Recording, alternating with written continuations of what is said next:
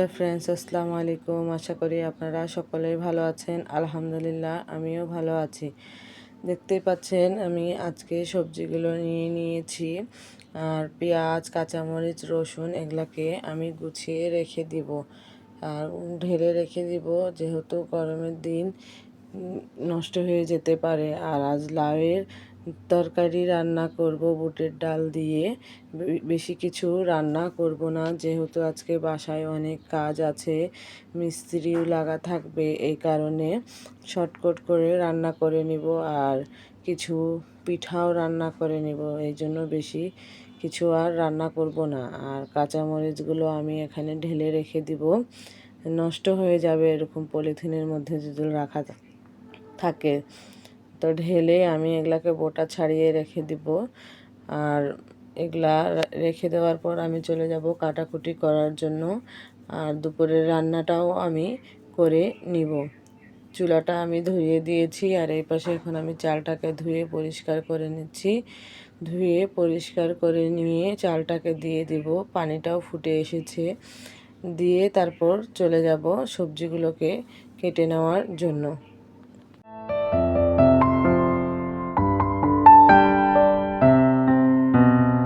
এই যে দেখতেই পাচ্ছেন আমি সবজিগুলোকে কেটে নিচ্ছি। কেটে নেওয়া হয়ে গেলে তারপর এর মধ্যে আমি দিয়ে দিব। ভাতটাও আমার প্রায় হয়ে এসেছে। আর কুকারের মধ্যে আমি সবজিগুলো রান্না করে নেব প্রেশার কুকারে, যেহেতু বুটের ডাল সিদ্ধ হতে একটু টাইম লাগবে। এই জন্যে আমি প্রেশার কুকারের মধ্যে রান্না করে নিব। এখন তেল দিয়ে মশলাগুলোকে কষিয়ে নিব। কষানো হয়ে গেলে এর মধ্যে দিয়ে দেবো বুটের ডাল আর লাউগুলোকে দিয়ে ভালো করে কষিয়ে নিয়ে নিব। গরমে যদি লাউ খেলে পেটটা ভালোই ঠান্ডা থাকে।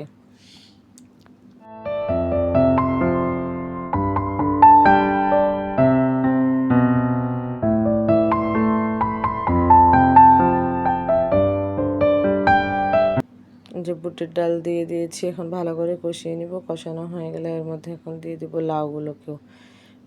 আজকে আমাদের বাসায় মিস্ত্রি লাগাচ্ছে বা একটা রুম করার জন্য। এই রুমটা তৈরি করব, এই জন্য তাড়াহুড়া করতেছি। পুরা ঘর এলোমেলো। আর রান্না চাপিয়ে চলে যাব কাপড় চোপড় ধোয়ার জন্য, ঘরগুলো মোছার জন্য, যেহেতু কাজের আপা অনেক দিন থেকে আসতেছে না। এই জন্য একা হাতে সব কিছু করে নিব, তাড়াহুড়া করতেছি। আর আপনাদের সাথে দেখাবো একটু পরে রান্নাগুলো করে নেওয়ার পর যে মিস্ত্রি ভাইরা কতদূর কাজ আগাচ্ছে। অল্প অল্প করে ধীরে ধীরে করে নিব ঘরটাকে, যেহেতু টাকারও সমস্যা আছে। এই জন্য তাড়াতাড়ি করে রান্নাটাও করে নিচ্ছি। দেখতে পাচ্ছেন আমি লাউয়ের তরকারিতেও পানিটা দিয়ে দিয়েছি। রুমটা ধীরে ধীরে উঠাচ্ছি এই জন্য যে আস্তে আস্তে হয়ে যাক। আর রুমের আমার অনেক প্রয়োজন ছিল, এই জন্য আমি রুমটা বানাচ্ছি। অবশেষে আল্লাহর রহমতে রুম আমার একটা হচ্ছে, যেহেতু আমার 3টা সন্তান। একটা রুমেই অনেক দিন আমরা কষ্ট করেছি, আলহামদুলিল্লাহ এখন একটা রুম হতে যাচ্ছে। আর এদিকে আমি এখন পিঠাগুলোকেও তৈরি করে নিব। এই যে দেখতে পাচ্ছেন গুড়ের মধ্যে দিয়ে দিয়েছি। দিয়ে চালের গুঁড়া আমাদের রাখা ছিল অনেক দিন থেকে, ওই চালের গুঁড়ার কিছু পিঠা বানিয়ে নিব। আপনারা এভাবে কোনো দিন পিঠা বানিয়ে খেয়েছেন কি না অবশ্যই কমেন্ট করে জানাবেন। আর এটার ফুল রেসিপি আমি অলরেডি আগে দিয়ে দিয়েছি, চাইলে দেখে নিতে পারেন। আমি আর এটাকে ডিটেলসলি বললাম না। এই যে দেখতেই পাচ্ছেন আমি চালের গুঁড়িটা দিয়ে পিঠাগুলোকে বানিয়ে নিলাম। এখন আমি এগুলো ভেজে নিব। এক এক করে ভেজে নেওয়া হয়ে গেলে উঠিয়ে নিব।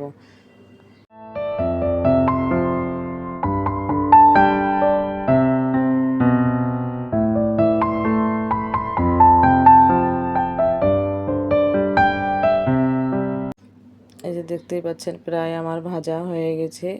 এই ভাজাগুলো আমি উঠিয়ে নিয়ে আবারও কিছুটা আছে, ওগুলো ভেজে নিব। বেশি রান্না করলাম না, যেহেতু অল্পই চালের গুঁড়ি ছিল। যতটুকু হয়েছে সবগুলো ঢেলে দিয়ে আমি এই পিঠাগুলো বানিয়ে নিয়েছিলাম।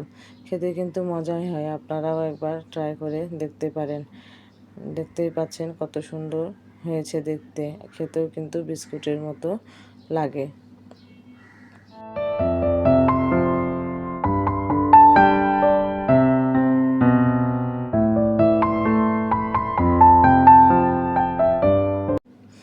উঠিয়ে নেওয়ার পর হয়ে গেলে এখন আমি চলে যাব, দেখাবো আপনাদেরকে যে কীভাবে মিস্ত্রিরা কাজ করতেছে। কত দূর হলো চলেন দেখি। এই যে দেখতেই পাচ্ছেন কত সুন্দর করে কাজ আগিয়ে গিয়েছে। ইনশাল্লাহ 3 দিনের মধ্যে হয়ে যাবে। আর টিন লাগানোর পর রুমটা কমপ্লিট হওয়ার পর আপনাদের সাথে আমি অবশ্যই শেয়ার করব, দেখে বলবেন কেমন হয়েছে। ছোট্ট একটা রুম বানাচ্ছি প্রয়োজন সারার জন্য।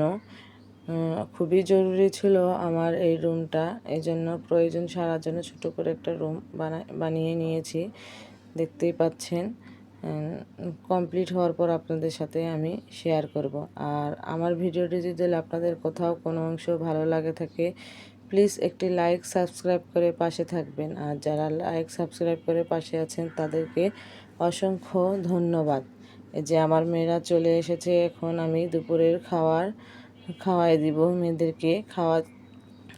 দেওয়ার পর আমিও একটু গা গোসল করে নিব। ভিডিওটি আজকের মতো এখানেই শেষ করলাম। আল্লাহ হাফেজ।